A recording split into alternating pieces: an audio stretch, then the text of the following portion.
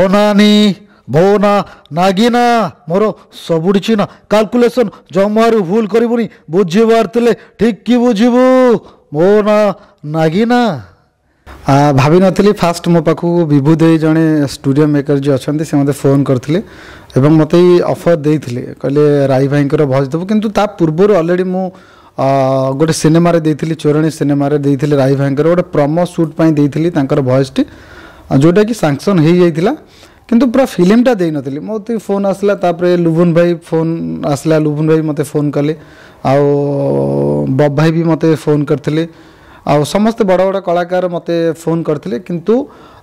ମୁଁ କହିଲି ହଁ ଦୁଇଟା ତିନିଟା ସିନ୍ ଥିବ ରାଇ ଭାଇଙ୍କର ମୁଁ ଦେଇଦେବି ଆଉ ଯେତେବେଳେ ମୁଁ ଷ୍ଟୁଡ଼ିଓରେ ଯାଇକି ପହଞ୍ଚେ ତ ମୋତେ ଯେତେବେଳେ ବିଭୁ ଦେଇ କହିଲେ କି 45ଟା ସିନ୍ ଅଛି ମୁଁ ଟିକେ ଡରି ଯାଇଥିଲି ଫିର୍ ବି ଟିକେ ନର୍ଭସ୍ ଥିଲି ଫିର୍ ବି ମୁଁ ହାରି ନଥିଲି କାହିଁକିନା ମାଆ ସବୁବେଳେ କୁହନ୍ତି ଚେଷ୍ଟା ହିଁ ସଫଳତା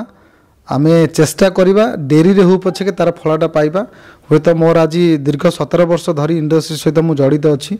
କିନ୍ତୁ 17 ବର୍ଷ ଭିତରେ ଯେଉଁ ଜିନିଷ ମୁଁ ପାଇନଥିଲି ଆଜି ଗୋଟାଏ ଦିନରେ ଓମ୍ ସୁହା ଯେଉଁଟା ରାଇ ଭାଇର ଶେଷ ସିନେମା ମୋତେ ଗୋଟେ ନୂଆ ପରିଚୟ ଦେଇଛି।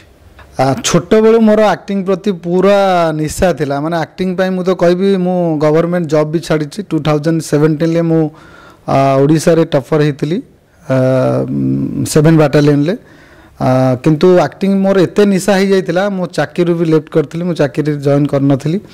ଆଉ ବାକି ରହିଲା ନିଶାଟା ମିମିକ୍ରି ନିଶାଟା ମୁଁ ଆକ୍ଚୁଆଲି ଆଙ୍କରିଂ କରିବା ପାଇଁ ମୋତେ ବେଶୀ ଭଲ ଲାଗେ ଆଙ୍କରିଂ କରୁ କରୁ ଏମିତି ଗୋଟେ ଗୋଟେ ଭଏସ୍ କରୁ 5-6ଟା ଭଏସ୍ ମୁଁ ଦିଏ ଆଉ ତା ଛଡ଼ା ନବୀନ ବାବୁଙ୍କର ହଉ ସିଦ୍ଧାନ୍ତ ମହାପାତ୍ର ରାଇ ମୋହନ ମିଥୁନ ଦାଦା ବିଜୟ ମହାନ୍ତି ଜୟରାମ ସାମଲ ଏମିତି ବହୁତ ସାରା ଏଣ୍ଟରଟେନମେଣ୍ଟ କରେ ଆଜି ନିଶାଟା ପେସାର ହେଇଯାଇଛି ଆଉ ଗୋଟେ ଚର୍ଚ୍ଚାରେ ହେଉଛନ୍ତି ରାଇ ଭାଇଙ୍କ ଭଏସ୍ ଦେଇଛି